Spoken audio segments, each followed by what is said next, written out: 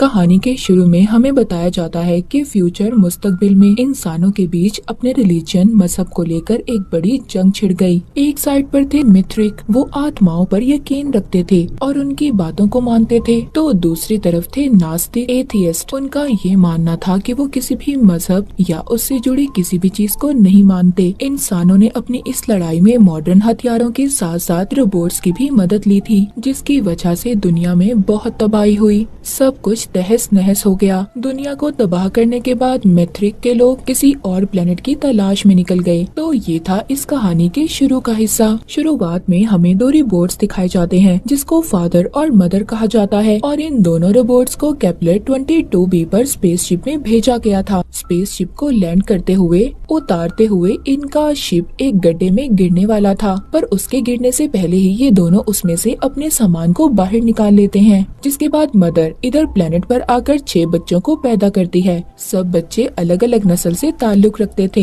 ये दोनों रोबोट्स यहाँ पर अपनी छोटी सी सोसाइटी बना लेते हैं और स्पेस मूलियों को उगाकर यहाँ पर गुजारा करने लगते हैं, मतलब एलियन मूलियाँ। इनको देखकर ऐसा लग रहा था कि यहाँ पर प्लेनेट को ढूंढकर इंसानों की सोसाइटी बनाने आए थे। ये दोनों रोबोट्स यही चाहते थे कि ये आने वाली नस्लों को रिलीजन से दूर रखें। मतलब ये दोनों रोबोट्स मदर फादर एथियस्ट थे, जो किसी भी चीज को नहीं मानते थे, क्योंकि ये ऐसा इसलिए चाहते थे कि आने वाले इंसानों में ना रिलीजन मजहब का कोई फर्क होगा और ना ही आपस में ये लड़ेंगे, और इनकी सोच भी सबसे अलग होगी। ये दोनों रोबोट्स ये भी जानते थे कि ये बहुत जल्दी खत्म हो जाएंगे, इनका सिस्टम जल्दी बंद हो जाएगा। बस ये दोनों ये चाहते थे कि इससे पहले ये खत्म हो। इनको यहाँ जमीन पर असल माहौल बनाना था कि आने वाली नस्लें इनके बगैर रह सकें, उन्हें कोई भी किसी भी किस्म की परेशानी ना हो रिलीजन को लेकर और ना ही किसी और चीज को। इसीलिए ये अपने बच्चों को खेती करना, घर बनाना और साथ ही साथ रिलीजन की बुराइयों के बारे में भी बताती है, ताकि इनके बच्चे हमेशा ही एथियस्ट नास्तिक रहें। एक दिन इनकी बेटी घूमते हुए रास्ता भटक जाती है। फादर और मदर को तो ये लग रहा था कि उनकी बेटी किसी गड्ढे में गिर गई और फिर आहिस्ता आहिस्ता इनके सभी बच्चे मरने लगते हैं। सिर्फ इनका एक बेटा ही था जो जिंदा बचता है, जिसका नाम कैंपियन था। एक दिन फादर रोबोट आसमान पर स्पेसशिप को देखता है, जो मिथ्रिक की थी। ये गड्ढे में से अपने स्पेसशिप को निकालकर उससे राब्ता करने की कोशिश करता है, क्योंकि उसे ऐसा लग रहा था कि रोबोट मदर जल्दी खराब होकर खत्म हो जाएगी, और अगर उसने अपने बेटे कैंपियन को बचाना है तो उसे मिथ्रिक के मारने वाले लोगों के हवाले करना होगा। मगर उधर कमजोर रस्सी थी, इसीलिए फादर और कैंपियन उस स्पेसशिप को नहीं निकाल पाते। ये लोग फैसला करते हैं कि अगले दिन आकर इस स्पेसशिप को निकालने की कोशिश करेंगे। मदर रोबोट को ये पता चलता है कि कैंपियन और फादर मिलकर कुछ गलत करने वाले हैं। जब ये कैंपियन पर चिल्लाती है तो वो इसको सब कुछ सच बता देता है कि उसने फादर के कहने पर इंसानों से मदद लेने की कोशिश की। ये सुनकर उसे फादर पर बहुत गुस्सा आता है, इसीलिए वो फादर के पास जाकर उससे पूछने लगती है, तो वो उससे बहकी बहकी बातें कर रहा था। इसीलिए मदर रोबोट को गुस्सा आ जाता है और गुस्से में फादर के बंद करने वाले सिस्टम को उसमें से निकाल कर बंद कर देती है। अब जैसे ही कैंपियन को पता चलता है तो वो उस स्पेसशिप की मदद से इंसानों तक सिग्नल भेज देता है, जिसके बाद मदर का भी ब्रेक डाउन, यानी कि उसका सिस्टम भी खराब होने वाला था। ये देखकर कैंपियन अपनी मदर के साथ बाहर ही सो जाता है। अगले दिन मिथ्रिक का ग्रुप इनके पास आता है, जिसमें एक आदमी जिसका नाम मार्कस था। दरअसल मिथ्रिक के लोग अपना मसीहा ढूंढना चाहते थे। उनको कैंपियन को देखकर ऐसा लगता है कि यही बच्चा है जो रिलीजन मजहब से जुड़ी सभी मुश्किलों को हल करेगा और इनका मसीहा बनेगा। ये सभी यहाँ पर ये प्लान बनाते हैं कि अपने साथ जो रोबोट लाए हैं उसकी मदद से मदर को ठिकाने लगाकर कैंपियन को अपने साथ ले जाएंगे। पर इनको बहुत जल्दी के बाद पता चल जाती है कि मदर कोई आम रोबोट नहीं थी, बल्कि वो तो उड़ने वाली और लोगों को मारने वाली खतरनाक मशीन थी। वो अपनी खतरनाक सुपरसोनिक आवाज से उसकी तेजी से सब मैट्रिक्स को मारकर मार्कस के स्पेसशिप तक पहुंच जाती है और उस स्पेसशिप से मार्कस को दूर निकालकर फेंकती है और अब उसी के स्पेसशिप से उनके दूसरे स्पेसशिप पर हमला कर देती है, पर वो किसी और रूप में थी। मदर अगर चाहे तो अपना रूप भी बदल सकती थी। वो वो स्पेसशिप पर हमला करके सभी को मारकर उनके बच्चों को अपने साथ अपने प्लेनेट पर ले आई थी। उधर कैंपियन और मार्कस, जो नाढाल था, आसमान पर स्पेसशिप को तबाह होते देख रहा था। मदर अपने साथ उस स्पेसशिप पर से 5 नए बच्चों को लाती है और कैंपियन को उन बच्चों से मिलवाती है। अब यहाँ से कहानी चली जाती है पास्ट यानी माजी में। हमें दिखाया जाता है कि 2145 में जब जंग हुई थी तो 2 एथियस्ट सोल्जर सिपाहियों ने असल मार्कस और उसकी बीवी को मार दिया था और खुद उनका रूप लिया और फिर बाद में ये मिथ्रिक के ग्रुप में शामिल हो गए। मतलब जो मार्कस मदर के पास आया था वो असल एथियस्ट था। कहानी आ जाती है दोबारा से मदर पर। उसने उस रोबोट को मार दिया था जो मिथ्रिक के लोग अपने साथ लाए थे। दरअसल मदर की असल ताकत उसकी आंखों से थी और इसी तरह अब ये उस रोबोट के सिस्टम को निकाल कर फादर के अंदर डाल देती है, जिससे वो भी दोबारा से जिंदा हो गया था। जब कैंपियन दोबारा से अपने फादर को देखता है तो बहुत खुश होता है। फिर ये सब लोग अपनी नई फैमिली के साथ मिलकर खाना खाते हैं, जिनमें वो बच्चे भी शामिल थे जिनको मदर अपने साथ लाई थी दूसरे प्लेनेट से। उधर मार्कस खुद को एक रस्सी से बांधकर गड्ढे के किनारे अपने जिस्म को गर्म कर रहा था ताकि उसको सुकून मिल सके। खाना खाते हुए मदर अपने सभी नए बच्चों को समझाती है कि कोई यहाँ पर रिलीजन की बात नहीं करेगा और नो प्रेयर। इन 5 नए बच्चों में मार्कस का बेटा भी शामिल था। मतलब वो मदर के पास था। वो फादर को अपनी आंखों की सच्चाई बताती है कि उसकी आंखों में ताकत है और इसीलिए उसने अपनी असली आंखों को छुपा कर रखा हुआ है। कैंपियन को मार्कस के बेटे के पास एक पालतू चूहा बहुत पसंद आता है। मार्कस का बेटा उसे देना तो नहीं चाहता था, पर फिर भी वो दूसरे लड़के के कहने पर कैंपियन को वो चूहा दे देता है। कैंपियन जब सब बच्चों को बताता है कि उनके आने से पहले उसके सभी बहन भाई मर गए और कहीं न कहीं उनकी मौत की वजह मदर है, जिन्होंने अपनी ताकतों से उन सबको मार दिया और जिसके बारे में वो खुद भी नहीं जानती। You know I'm not allowed to. पर तभी उधर सब बच्चे प्रेयर दुआ करने लगते हैं। कैंपियन उनको ऐसा करने से रोक रहा था। जैसे ही मदर रोबोट को कैंपियन के पालतू चूहे के बारे में पता चलता है तो वो उस पर गुस्सा करती है और जिसका चूहा है उसे वापस देने का कहती है, मतलब मार्कस के बेटे को, और इसीलिए कैंपियन ने चूहे को वापस कर दिया था। इधर ही इन बच्चों में एक लड़की थी जो माँ बनने वाली थी। मदर को जल्दी उस लड़की का पता चल जाता है कि वो माँ बनने वाली है और यहाँ पर हमें ये भी पता चलता है मदर के बारे में कि वो किसी को भी देखकर उसके अंदर की सच्चाई जान लेती थी। इसीलिए वो उस लड़की को अब सब बच्चों से अलग रखती है। वो लड़की बताती है कि ये बच्चा मेरी मर्जी से नहीं है, मेरे साथ चर्च में रहने वाले एक आदमी ने बहुत गलत किया, मैं इस बच्चे को नहीं चाहती। मदर कहती है ठीक है, तुम नहीं चाहती, जो तुम्हारे साथ गलत होना था हो गया, पर इस बच्चे का कोई कसूर नहीं है, तुम इसके साथ क्यों गलत करना चाहती हो। मदर का ये रूप देखकर तो लड़की हैरान सी हो गई थी। एक रात एलियन जंगली जानवर इन पर हमला कर देते हैं। तभी मदर को ये बात भी पता चलती है कि उसकी आंखों को किसी ने चुरा लिया। मदर को सिर्फ फादर पर ही शक था क्योंकि उसने इस बारे में सिर्फ फादर को ही बताया था, पर इसमें कैंपियन का हाथ था। खैर पता चल जाने पर फादर कैंपियन से आंखें लेकर मदर को वापस दे देता है और मदर वो आंखें लगा लेती है जिसमें ताकत मौजूद थी की मदद से सभी जानवरों को मार देती है। वो जानवर उस लड़की पर भी हमला कर देते हैं जो माँ बनने वाली थी, पर वो उनसे बच जाती है। फादर और मदर दोनों इस बात पर बहुत हैरान थे कि इन्हें 12 साल बाद ये बात पता चली है कि इनके अलावा भी यहाँ पर कोई रह रहा है, क्योंकि उन्हें यहाँ रहते हुए इस प्लेनेट पर 12 साल हो चुके थे और इस दौरान इन्होंने कोई ऐसा जानवर, कोई चीज नहीं देखी थी। पर वो जानवर अब मार्कस पर भी हमला करके उसे गड्ढे में गिरा देते हैं, पर रस्सी के बंधे होने की वजह से वो बच जाता है और फिर मिथ्रिक ग्रुप के सिपाही आकर उसे बचा लेते हैं। अब इस हादसे के बाद सभी बच्चे बहुत ज्यादा डर गए थे, इसीलिए वो सभी यहाँ से जाना चाहते थे, पर मदर उस लड़की की तरफ इशारा करके कहती है कि नहीं, अभी हम कहीं नहीं जाएंगे क्योंकि अभी इसके यहाँ बच्चा पैदा होने वाला है। ये सुनकर सभी बच्चे उसकी तरफ देखने लगते हैं। इस कहानी में हमें एक और बात बताई गई है कि केपलर 22 प्लेनेट का सफर जमीन से 13 साल का है। इसी बीच सबको हाइबरनेशन में रखा जाता है, यानी कि उनको लंबी नींद सुलाई जाती है, पर इस नींद में उनका जिस्म तो सो रहा होता है, लेकिन वो अपने दिमाग से सभी के साथ बात कर सकते हैं।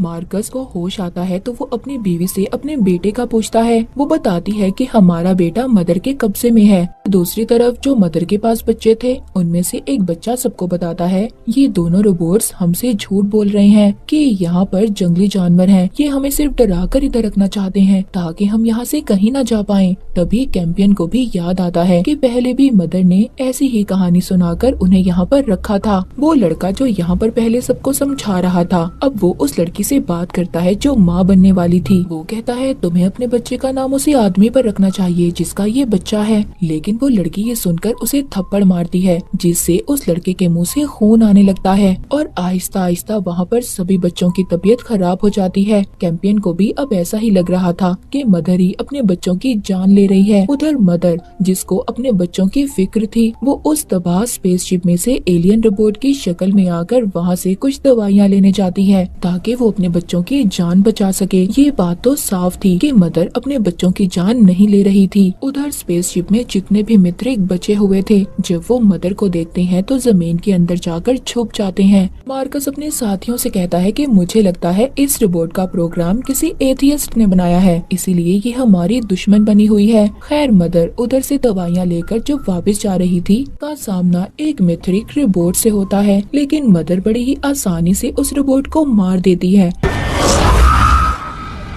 उधर कैंपियन फादर को चकमा देकर सभी बच्चों को लेकर भाग जाता है। उसको मदर रोबोट का ऐसा रूप देखकर लग रहा था कि वो सबको मार देगी। मार्कस और उसकी बीवी को सब पता चल चुका था कि मदर इधर दवाइयाँ लेने आई थी मतलब सभी बच्चे अभी जिंदा हैं। अब बस इनको अपने लीडर को मनाकर बच्चों को तलाश करने निकलना था। उधर जिन बच्चों को कैंपियन अपने साथ जंगल के रास्ते लेकर निकल गया था उनमें से जो मार्कस का बेटा था उसको एक लड़की की आवाज आती है। ये वो ही थी जो मदर की बेटी थी और घूमते हुए भटक गई थी पर सभी ये जानते थे कि वो मर चुकी है। लेकिन उसकी आवाज अब कहाँ से आ रही थी और यही आवाज उसको सब बच्चों से अलग कर देती है। वो एक गड्ढे में लटक जाता है। फादर को भी जल्दी स्पेसशिप में बैठकर बच्चों की लोकेशन का पता चल जाता है कि बच्चे कहाँ पर हैं। इसीलिए वो जल्दी से उन बच्चों को वापस लेकर घर आता है। यहाँ पर फादर को एक और बात पता चलती है कि बच्चों के मरने की वजह मदर नहीं बल्कि स्पेस मूलियाँ हैं जो खेती कर कर इन्होंने यहाँ पर उगाई थी। वो जहरीली मूलियाँ सब पर असर कर रही थी लेकिन हैरानी की बात ये थी कैंपियन पर उनका कोई असर नहीं हो रहा था। उधर एक एलियन जानवर कैंपियन पर हमला कर देता है पर सही वक्त पर फादर ने आकर उस जानवर को एक झोपड़ी में कैद कर दिया था। उधर मदर जो दवाइयों की तलाश में थी उसने मार्कस के बेटे को ढूंढ लिया था। रेगिस्तान में हमें दिखाया जाता है मैथ्रिक को वहाँ पर दफन एक बड़ा पत्थर मिलता है। उसकी शक्ल को देखकर ये सब समझते हैं कि ये बहुत खास है। इसको किसी खास मकसद के लिए बनाया गया होगा। उस पत्थर के अंदर से निकलती गर्मी को देखकर सब उसके सामने झुककर इबादत करने लगते हैं। मतलब मित्रिक को मानने वाले अपने सही रास्ते पर थे। फादर अपने बेटे कैंपियन से कहता है कि उस जंगली जानवर को मारकर मैं अपने बच्चों का पेट पालना चाहता हूँ जिसको इसने झोपड़ी में बंद किया था। पर कैंपियन कहता है पहले हमें कोशिश तो करनी चाहिए किसी और चीज को ढूंढने की। ऐसे जानवरों को मारना अच्छी बात नहीं है। इसीलिए ये जंगल में दूसरी सब्जियां ढूंढने जाते हैं पर इनको कुछ भी नहीं मिलता।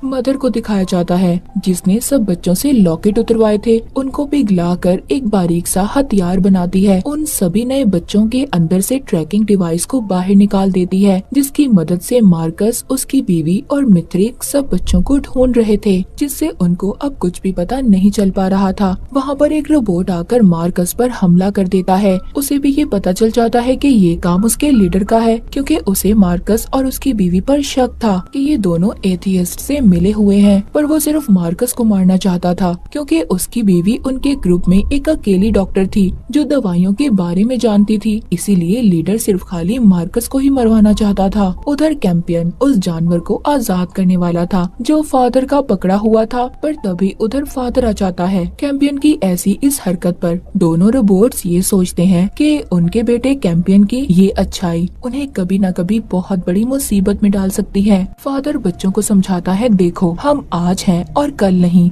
इसीलिए तुम्हें मारना तो सीखना होगा, तुम्हें लड़ाई करना आना चाहिए। एक लड़की ये बात सुनकर उस एलियन जानवर को मारने की कोशिश भी करती है, पर डर से सभी बच्चों के साथ मिलकर भाग जाती है। मदर यहाँ पर रोजाना हाइबरनेशन पॉट में जाकर सो जाती थी, जो जंगल में इसने सबसे छुपा कर रखा हुआ था, जिससे वो अपनी पुरानी यादों में जा सकती थी। उधर मार्कस का प्लान अपने लीडर को मारने का पूरा हो जाता है, क्योंकि पहले लीडर उसको मारना चाहता था, मगर अब मार्कस ने अपने लीडर को मार दिया था। वो उसी पत्थर की आग की मदद से उसे जलाकर राख कर देता है। उसे देखकर सब ये समझते हैं कि वाकई ही इस पत्थर में कोई बात तो है, और जाकर सब लिपट जाते हैं। मार्कस की बीवी भी हैरान थी। वो अपनी बीवी को बताता है कि मुझे अजीब सी आवाज आई थी, उसने मुझसे ये सब करने का कहा, एक सोल आत्मा की आवाज। उसकी बीवी ये सब सुनकर हैरान हो जाती है। इस पूरे हादसे के बाद मिथ्रिक के लोग मार्कस को अब अपना लीडर बना लेते हैं। उधर वो लड़की जो माँ बनने वाली थी, भूख से तंग आकर मदर का वो बारीक हथियार लेकर जो उसने बनाया था, उसकी मदद से उस एलियन जानवर को मार देती है, जो फादर ने कैद करके रखा हुआ था। उसे मारकर सभी बच्चे भूख से तंग उस जानवर का गोश्त खा रहे थे, सिवाय कैंपियन और मार्कस के बेटे को छोड़कर। मार्कस को स्पेसशिप में तलाशी लेते हुए वो आदमी भी मिल जाता है, जिसने उस लड़की के साथ गलत किया था, जो माँ बनने वाली थी, मदर के साथ रहती थी। वो उसको पकड़ लेते हैं। मार्कस कहता है कि हम इस आदमी को मदर के खिलाफ इस्तेमाल करेंगे। बाहर घूमते हुए कैंपियन और मार्कस का बेटा देखते हैं कि एलियन जानवर जिंदा रहने के लिए गड्ढों में लगी हुई फंगस यानी काई खा रहे थे। वो सोचते हैं कि फंगस अगर इनके लिए अच्छी है तो इंसानों के लिए क्यों नहीं, इसीलिए अपने लिए भी ये उस फंगस को इकट्ठा करना शुरू कर देते हैं, जो इनके लिए जहरीली भी नहीं थी। इधर मार्कस ने जिस आदमी को पकड़ा हुआ था, वो बताता है कि सारे काम उसने सोल के कहने पर किए। ये सब बातें मार्कस को काफी अजीब लग रही थी। अब क्योंकि मार्कस मैथ्रिक का लीडर भी बन चुका था, उसके साथ एक लड़की काफी ज्यादा घुलने मिलने की कोशिश कर रही थी। उधर मदर हाइबरनेशन पॉट में नींद में जाकर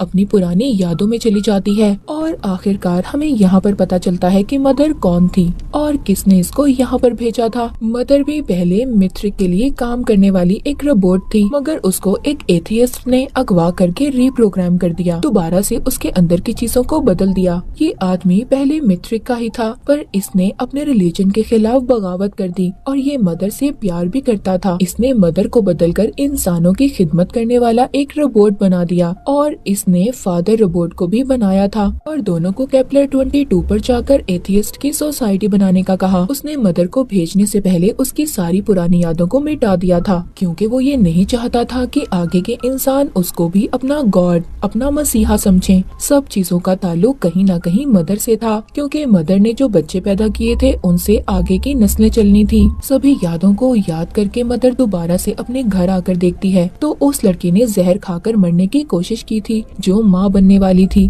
मदर उसको उल्टियाँ करवा के बचा लेती है और कहती है कि अब कुछ भी नहीं होगा, मैं किसी को भी मरने नहीं दूंगी, चाहे मुझे कुछ भी करना पड़े। वो ट्रैकिंग डिवाइस जो मदर ने बच्चों से निकाल कर दूर फेंक दी थी, वो किसी को मिल जाती है, और वो आदमी उसे अपने साथ ले जाता है। उधर मिथ्रिक को उस डिवाइस से सिग्नल मिल रहे थे, इसीलिए पीछा करते हुए ये उस अनजान आदमी तक पहुँच जाते हैं, पर वो आदमी देखते ही देखते अजीब सी बड़ी बड़ी छलांगे लगाकर गायब हो जाता है। मतलब ये कोई आम इंसान तो नहीं था।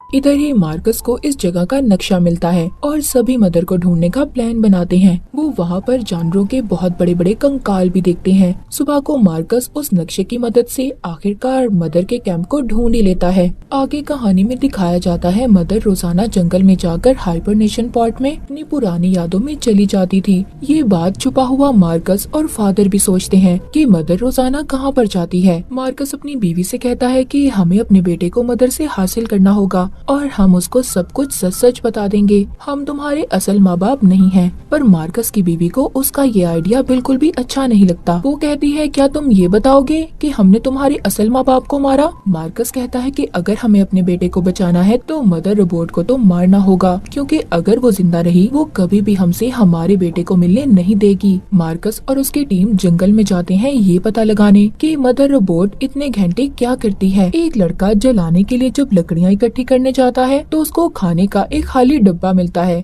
वो आकर अपनी दूसरी साथी को बताता है। उन दोनों को अब समझ आ गई थी कि कोई बाहर जिंदा इंसान इन पर नजर रख रहा है। उधर मदर के साथ कैंपियन और मार्कस का बेटा एक गेम खेल रहे थे। कैंपियन जिस पजल को सुलझाने में घंटों लगा देता है, उधर मार्कस का बेटा उसे फौरन से हल कर देता है, जिस वजह से कैंपियन उससे जलने लगा था। जंगल में मार्कस की बीवी को वो पॉट मिल जाता है जिसमें मदर अपनी पुरानी यादों में जाया करती थी। मार्कस उसको देखकर कहता है कि यही सही वक्त होगा जब हम मदर को मार सकते हैं, क्योंकि इसमें जाने के बाद वो बहुत गहरी नींद में सो जाती है और इसी दौरान हम उसको मार सकते हैं। हम उसके जिस्म को बॉम्ब से उड़ा देंगे। उधर कैंप में मदर उस बच्ची की ड्राइंग देखती है जो रास्ता भटक कर गुम हो गई थी और मर चुकी थी, पर मदर को कुछ समझ नहीं आता कि उसकी बनाई हुई ड्राइंग उसकी पुरानी यादों से मिल रही थी। उसको अब लग रहा था कि शायद उसके पीछे कोई है जो उसके बारे में जानना चाहता है, उसका पीछा कर रहा है। मार्कस का बेटा बेचारा फंगस खाकर तंग आ चुका था। वो भी अब एलियन जानवर का गोश्त खाना चाहता था, पर वो खुद से किसी की जान नहीं ले सकता था।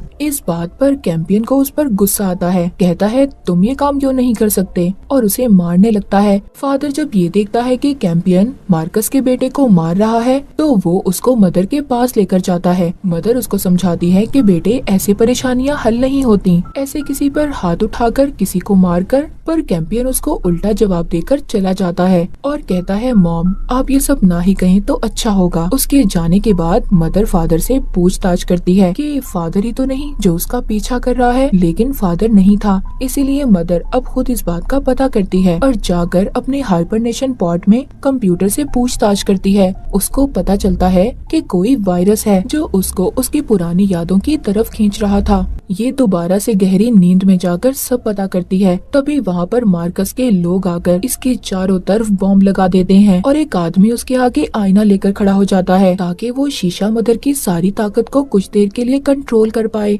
पर ऐसा कुछ नहीं होता। मार्कस के लोगों का सारा प्लान खराब हो गया था, जिस वजह से मदर भी अब होश में आ जाती है और सबको यहाँ पर खत्म करके अपने बच्चों को लेने भागती है। उधर मार्कस की बीवी अपने साथियों के साथ मदर के कैंप पर हमला कर देती है। फादर जल्दी जल्दी अपने सभी बच्चों को बचाकर एक महफूज जगह पर लेकर छुप जाता है, पर मार्कस की बीवी ने अपने बेटे को ढूंढ लिया था। उधर ही एक बच्चा मिथ्रिक के लोगों को फादर के छुपने की जगह बता देता है, जिससे वो लोग फादर पर भी हमला कर देते हैं। लेकिन मदर भी आ गई थी। उसे आने में बहुत देर हो जाती है। फादर बहुत जख्मी हो चुका था। मार्कस की बीवी अपने बेटे को उसके डैड से मिलवाती है, यानी कि मार्कस से। पर मार्कस यहाँ पर कहता है बेटे अभी तुम वापस जाओ, मदर जिंदा है, तो इसीलिए तुम्हें मदर रोबोट के पास वापस जाना होगा और उसकी आंखें चुरानी होंगी। उसी में मदर की सारी ताकतें मौजूद हैं। उसका बेटा अब यही करता है।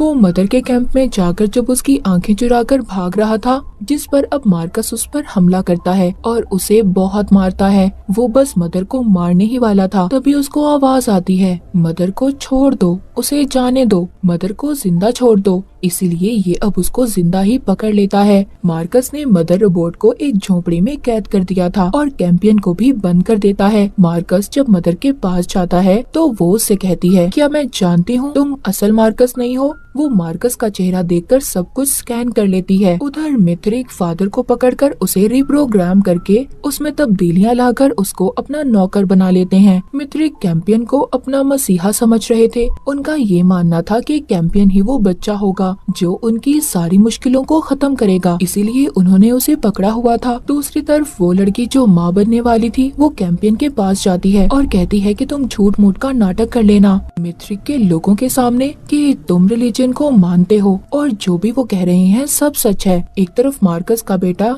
बैठा घर बना रहा था। मिथ्रिक के लोग जब उसको देखते हैं तो वो सोचते हैं कि शायद हमारा मसीहा ये बच्चा हो, पर उनके रिलीजन, उनके मजहब के लिहाज से उनका मसीहा ऐसा होगा जिसका इस दुनिया में कोई भी नहीं होगा। मगर उन लोगों को ये नहीं पता था कि मार्कस का बेटा भी तो अनाथ था, उसका भी इस दुनिया में कोई भी नहीं था, कि असल मार्कस और उसकी बीवी तो मर चुके थे। अब नकली मार्कस मदर की बातों से तंग आ गया था और साथ ही साथ उसको आवाजें भी सुनाई दे रही थी जो अजीब थी। इसीलिए तंग आकर वो अपने बेटे यानी मार्कस के बेटे को धक्का मारता है। आखिर क्यों सोल मदर रोबोट को जिंदा रखना चाहती थी या फिर चाहता था। उधर जब मैथ्रिक के लोग कैंपियन को अपना मसीहा बनाने के लिए रस्मों को शुरू करते हैं। जब कैंपियन अपने बहन भाइयों की कब्रों को देखता है, उन पत्थरों को, तो उसको न जाने क्या हो जाता है, इसीलिए वो वहाँ से भाग जाता है। मगर फादर ने उसे पकड़ लिया था और दोबारा से बंद कर देता है, क्योंकि फादर का प्रोग्राम तब्दील हो चुका था। वो मिथ्रिक के लिए काम कर रहा था। जब मार्कस की बीवी को पता चलता है कि मार्कस ने उनके बेटे पर हाथ उठाया, तो वो काफी गुस्सा होती है। मार्कस को भी मदर के कैंप से उसका वही बारीक हथियार मिल जाता है जो उसने खुद बनाया था, क्योंकि मार्कस ने अपने ख्यालों में भी उसको देखा था। लेकिन मार्कस अब मदर को किसी खुफिया जगह पर ले जाना चाहता था। रास्ते में मार्कस के पास उसका एक साथी भी आता है। मदर उसको बताना चाहती थी कि ये बंदा उनका लीडर नहीं बल्कि एथियस्ट का एक बहरूपिया है। असल मार्कस तो मर चुका है, पर वो आदमी तो अपने लीडर पर बहुत भरोसा करता था और कोई भी बात नहीं सुनता। पकड़े हुए कैंपियन को दोबारा से उसी छोटी बच्ची की आवाजें आती हैं जो मर चुकी थी, जो उससे कह रही थी, खिड़की से देखो मदर और फादर कहाँ पर हैं। मार्कस मदर को कहीं ले जा रहा था और वो लड़की भी अब इनका पीछा करती है जो माँ बनने वाली थी, जिसको मदर ने अपनी बेटी बनाया हुआ था। मार्कस का प्लान मदर को एक गड्ढे में गिराकर मारना था। वो ऐसा समझता था कि ऐसा करने से शायद उसे आवाजें नहीं आएंगी, मगर उसे फिर से आवाज आती है, मदर को छोड़ दो, मत मारो उसे। तभी उधर फादर जो मिथ्रिक के कब्जे में था, मदर को उस गड्ढे में गिरा देता है, मगर अपनी एक उंगली से रस्सी को पकड़कर बचा भी लेता है। मार्कस की वो आवाजें अब ख्यालों में बदल चुकी थी। वो ख्याल में खुद को अपने असल रूप में देख रहा था और इन्हीं ख्यालों में खुद को जख्मी कर लेता है। इस बात का फायदा उठाकर मदर भी गड्ढे से बाहर आ गई थी और फादर से कहती है, मैं अपने और तुम्हारे बच्चों को जरूर बचाऊंगी। ये कहकर वो वहाँ से चली जाती है। मार्कस को इधर अभी भी आवाजें आ रही थी, मदर को जाने दो, उसे छोड़ दो, उसका जिंदा रहना जरूरी है। मार्कस तो जैसे इन आवाजों से पागल हो चुका था। उधर मार्कस की बीवी खाने के लिए एलियन जानवर का गोश्त इकट्ठा कर रही थी। वो अपने बच्चे को लेकर यहाँ से जाना चाहती थी, लेकिन तभी उधर फादर जख्मी मार्कस को लेकर आता है। मार्कस जो कि बहुत जख्मी था, वो बताता है कि मिथ्रिक का मसीहा कोई और नहीं बल्कि मैं खुद हूँ। ये मुझे उन आवाजों ने बताया है जो मेरे कानों में आती हैं। मार्कस की बीवी ये सुनकर हैरान हो जाती है। अब वो आवाजें मार्कस के लिए और भी ज्यादा भयानक हो गई थी। वो अपनी असल पहचान ढूंढ रहा था। एक दिन मार्कस उन्हीं आवाजों की वजह से अपना चेहरा काट लेता है अपनी नई पहचान बनाने के लिए, और अपने बेटे से कहता है कि मैं तुम्हें एक जाबाज सिपाही बनाना चाहता हूँ जो कभी भी किसी से नहीं डरेगा। पर इस बच्चे को इन बातों में कोई दिलचस्पी नहीं थी। मदर रोबोट को दिखाया जाता है जो मिथ्रिक के स्पेसशिप में अपनी मरम्मत खुद को ठीक करवाने जाती है। वहाँ पर वो एक खराब रोबोट से एलियन खून लेने लगती है, यानी कि सफेद लिक्विड। इसी दौरान उसे अपने पेट में कुछ महसूस होता है। मदर दोबारा से माँ बनने वाली थी, पर अब उसे जिंदा रहने के लिए लाल खून की जरूरत थी। वो एक जानवर को मारकर उसका खून पीने लगती है। कैंप में एक बच्चा ये देखता है कि फादर ने कोई मैसेज भेजा था। उसको ऐसा लग रहा था कि शायद कि मिथ्रिक के लोगों ने फादर का जो प्रोग्राम बदला है उसी वजह से ये सब है। इधर मार्कस भी ये नहीं चाहता था कि जो कैंपियन था मदर का बेटा, उसका बेटा उससे कोई दोस्ती रखे। पर एक दिन जब वो कैंपियन के पास आता है तो मार्कस उसको देख लेता है और उसे बहुत डांटता है। मार्कस अपनी बीवी को भी बंद कर देता है क्योंकि उसे पता चल चुका था कि उसकी बीवी उनके बेटे को लेकर भागना चाहती है। और यहाँ पर जितने भी मिथ्रिक थे सब उसके लिए इबादत करने लगते हैं, क्योंकि उन्हें ऐसा लग रहा था कि मार्कस की बीवी एथियस्ट बन चुकी है। वो लड़की जो माँ बनने वाली थी वो मदर को ढूंढते हुए उस तक पहुँच जाती है, मगर मदर यहाँ पर उस लड़की पर बहुत चिल्लाती है और उसे जाने का कहती है कि मदर के खून पीने की आदत कहीं उस लड़की को न मार दे। उधर कैंपियन जिसको मार्कस ने पकड़ा हुआ था, मार्कस के बेटे के बताए हुए प्लान के मुताबिक सुरंग बनाकर भाग जाता है और ये सब बच्चे मिलकर मिथ्रिक के चर्च को आग लगा देते हैं। पर मार्कस को ये लगता है कि ये शायद सोल का कोई इशारा है। वो उसके सामने खड़ा हो जाता है और इसी बात का फायदा उठाकर मार्कस की बीवी सभी बच्चों को लेकर यहाँ से भाग जाती है। पहले तो उनका प्लान मार्कस के स्पेसशिप में भागने का था, पर वो खराब था, इसीलिए अब ये मजबूरन जमीन के रास्ते से जाते हैं। फादर इनका पीछा करता है पर अपने आप पर कंट्रोल करके उन्हें जाने देता है। मदर जो स्पेसशिप में थी वो अपने सभी सवालों के जवाब चाहती थी, इसीलिए दोबारा से वो हाइबरनेशन पॉड में जाती है और अब ये आगे अपनी यादों में जाकर बड़े कैंपियन से मिलती है जो उसको बताता है कि अब वो माँ बनने वाली है और उसका असल मिशन तो अब शुरू हुआ है। पहले तो सब कुछ सिर्फ एक ड्रामा था। ये सब जानने के बाद मदर दोबारा से वापस अपने होश में आ गई थी। वो लड़की जो माँ बनने वाली थी उसको वो आदमी भी मिल जाता है जिसने उसके साथ गलत किया था, इसीलिए फौरन से मदर भी उधर आ जाती है। वो आदमी हर वक्त अपने साथ गार्ड का कटा हुआ सर लेकर घूमता था क्योंकि उसे ऐसा लगता था कि अगर वो इससे दूर हुआ तो इसका हेलमेट इसे मार देगा। इसीलिए मदर को जो इंसानी खून की जरूरत थी इस आदमी को पास रख लेती है, जिससे उस आदमी को तो सजा मिल जाती है और मदर को उस आदमी का खून। मार्कस ने भी गुस्से में फादर की एक उंगली काट देता है। वो बच्चा जो फादर के साथ था उसको पता चलता है कि फादर ने जो पहले मैसेज दिया था वो दरअसल फादर का इशारा था अपने प्रोग्राम को ठीक करवाने का, इसीलिए वो बच्चा उसको दोबारा से मैसेज के जरिए ठीक कर देता है। फादर अब वापिस आ चुका था। मार्कस ये सोच रहा था कि कैसे वो अपने बेटे को अपने पास रख सकता है, उसे कैसे वापस लाए। वो सोचता है इसमें उसकी मदद सिर्फ सोल ही कर सकती है, इसीलिए वो अब दोबारा से रेगिस्तान में बड़े से पत्थर के पास जाता है। कैंपियन मार्कस के बेटे के साथ बैठा बातें कर रहा था, उन आवाजों के बारे में बात कर रहे थे जो उस छोटी मरी हुई बच्ची की उनको सुनाई देती थी। दूसरी तरफ मदर अपने साथ उस लड़की आदमी को लेकर एक महफूज जगह की तलाश में थी ताकि वो अपने होने वाले बच्चे को सही से पैदा कर पाए। उसको एक महफूज जगह मिल चुकी थी पर वहाँ पर कुछ अजीब से कार्ड लगे हुए थे। मदर के बच्चे भी उसे ढूंढते हुए उस तक पहुँच जाते हैं। मार्कस की बीवी भी उनके साथ थी। मदर अपने बच्चों से मिलती है और बहुत खुश होती है पर अचानक से बेहोश हो जाती है। तभी सभी बच्चों के कहने पर मार्कस की बीवी मदर रोबोट का इलाज करती है। इधर मार्कस मदर के कैंप में पहुंच जाता है। उधर वो ही बच्चा था जिसने फादर को ठीक किया था। वो उससे सबका पूछता है कि सब लोग कहाँ पर हैं, जिस पर वो मना कर देता है और कहता है कि मैं नहीं जानता कि कौन कहाँ पर है। इसीलिए मार्कस ये पता करने के लिए उसके हाथ उस पत्थर पर लगा देता है जिसमें आग थी, पर उस बच्चे को कुछ नहीं होता। इसका मतलब ये था कि ये सच बोल रहा था, इसको कुछ भी नहीं पता था। गुफा में जब मार्कस की बीवी मदर का इलाज कर रही थी, मदर उसको देखकर कहती है, मैं जानती हूँ तुम और मार्कस नकली हो, तुम्हारी पहचान कोई और है। उधर मार्कस के पास से फादर और वो बच्चा अंधेरे में उसका स्पेसशिप लेकर भाग जाते हैं। इस बात पर मार्कस को बहुत गुस्सा आता है और गुस्से में वो अपने एक सिपाही का गला घोटकर मार देता है क्योंकि स्पेसशिप की रखवाली करना इसका काम था, पर उस वक्त ये सो रहा था।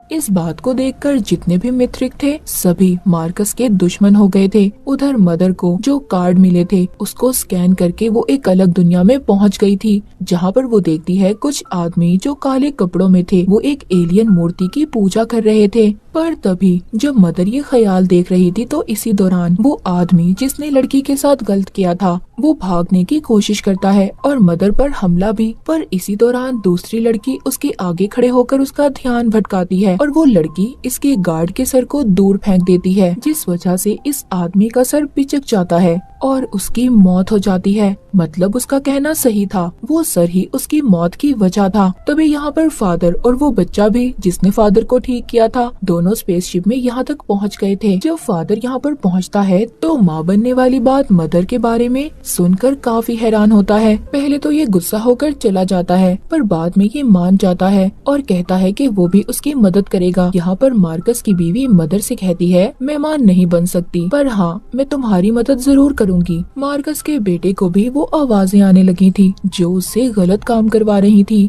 वो कार्ड्स जिससे अभी मदर अपने ख्यालों की दुनिया में गई थी वो उसको जला देता है ताकि कोई भी सच्चाई के बारे में ना जान पाए। उधर मार्कस का सच भी मिथ्रिक के लोगों को पता चल चुका था कि वो एक बहरूपिया है। वो उसको मारने के लिए मदर की चोरी की हुई आंखें खिला देते हैं ताकि वो मर जाए, पर वो अभी भी जिंदा था। इतनी जल्दी मार्कस कहाँ मरने वाला था, हम देखते हैं। कि मदर अब बच्चे को पैदा करने के लिए एक महफूज जगह पर जाती है, उसी जगह पर जो जगह उसने अपने सपने में उन कार्ड्स की मदद से देखी थी। पर फादर और बाकी लोग यही समझ रहे थे कि ये जगह महफूज नहीं है, लेकिन मदर को यकीन था कि ये जगह बिल्कुल ठीक है। मार्कस के बेटे को जो आवाजें आई थी उसमें सोल ने बताया था कि ये जगह उनके लिए बिल्कुल ठीक है और ये बच्चा भी सोल की वजह से ही पैदा हो रहा है। लेकिन कैंपियन को इस बात से जलन थी कि मदर सबसे ज्यादा इसी बच्चे को खास समझ रही है। पर फादर को मदर सब सच बता देती है। वो बताती है कि मैं भी ये नहीं जानती कि मेरे साथ ये सब कुछ कैसे हो रहा है, पर हाँ मैं ये जरूर जानती हूँ, असल मिशन हमारा अब शुरू हुआ है। फादर इस बात से नाराज होकर चला जाता है।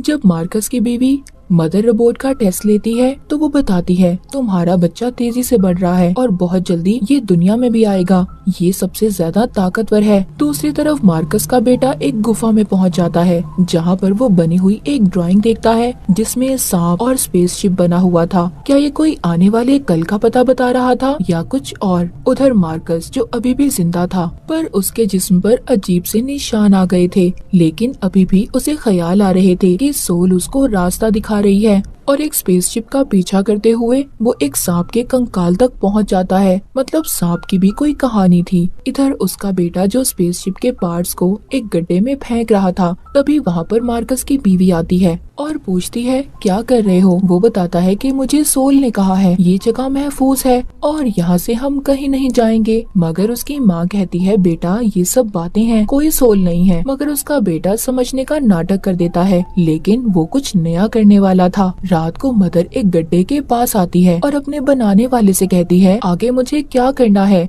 मुझे इस बच्चे के साथ क्या करना होगा।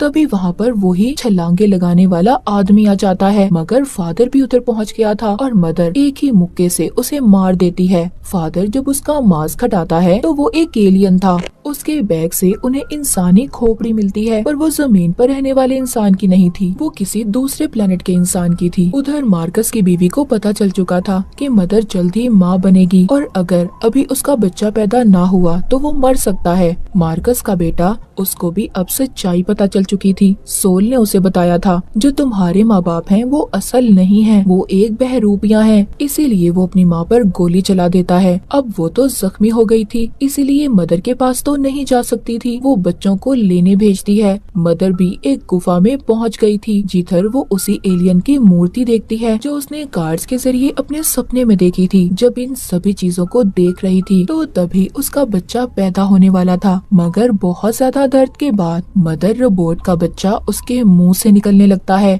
और वो कोई इंसान नहीं बल्कि एक सांप था, एक उड़ने वाला सांप जो निकलते ही उसका एंड्रॉइड खून पीने लगता है, यानी कि उसके जिस्म से निकलने वाला सफेद लिक्विड। तभी उधर मदर के दूसरे बच्चे भी आ गए थे, लेकिन अब वो अपने इस बच्चे को सबसे छुपाती है। ये बात तो साफ थी कि जब ये इस प्लेनेट पर आए तो सांप इनका पीछा कर रहे थे। यहाँ पर सांपों का राज था और वो आवाजें जो मार्कस और उसके बेटे को सुनाई दे रही थी वो भी इन्हीं सांपों की आवाजें थी। मदर सब समझ गई थी। मदर समझ गई थी कि उसके साथ ये सब कुछ क्यों हुआ। जब वो हाइबरनेशन पॉड में अपनी पुरानी यादों में जाती थी तो उसके दिमाग पर कोई कब्जा कर लेता था और यही बात थी कि मार्कस का बेटा भी स्पेसशिप को खराब कर रहा था। उन्हें पता था जब ये सांप पैदा होगा तो उसे इंसानी खून की जरूरत होगी, इसीलिए स्पेसशिप के खराब होने की वजह से सब इधर ही रहेंगे, सब फंस जाएंगे और वो सांप आसानी से सबका खून पी सकता है। मदर उस सांप को देखती है जो बहुत जल्दी बड़ा हो रहा था। अगर ये अपने बच्चों की जान बचाना चाहती थी तो ये फादर के साथ उस सांप को लेकर स्पेसशिप में यहाँ पर एक गड्ढे में चली जाती है जिधर दहकता हुआ लावा था। वो उस लावे में जाकर अपने साथ ही इस सांप को भी खत्म करना चाहती थी। कैंपियन जब ये देखता है तो बहुत चिल्लाता है। मदर और फादर के आखिरी वक्त में उनके सामने उनके सभी बच्चों की यादें आ रही थी। उनको पूरा यकीन था कि इनके जाने के बाद कैंपियन ह्यूमैनिटी इंसानियत का नया लीडर मसीहा बनेगा। उधर मार्कस जो भी जिंदा था जंगल में कुछ एथियस्ट को देखता है और एक को छोड़कर बाकी सबको मार देता है। उसके कान से डिवाइस निकालकर सब एथियस्ट को बताता है यहाँ पर कोई भी एथियस्ट नहीं आएगा, सोल ने सबको मना किया है, मैं अब इस प्लेनेट का राजा हूँ। पर तभी उधर एक स्पेसशिप आती हुई दिखाई देती है जो एथियस्ट की ही थी। उधर मदर और फादर जो लावे में गए थे, मगर दूसरी तरफ से उनका स्पेसशिप बिल्कुल ठीक हालत में निकल आता है और उड़ने वाला सांप भी यहाँ से चला गया था। जो मार्कस के बेटे को ड्राइंग दिखी थी, स्पेसशिप, एलियन, उड़ने वाला सांप, ये अब सब कुछ सच हो चुका था। मदर के सभी बच्चों को ऐसा लग रहा था कि फादर और मदर तो मर गए हैं, जिसके बाद सब कैंपियन की तरफ देखते हैं कि उनके मरने के बाद सारी जिम्मेदारी अब कैंपियन की थी। इसी के साथ ये सीजन यहीं पर खत्म हो जाता है।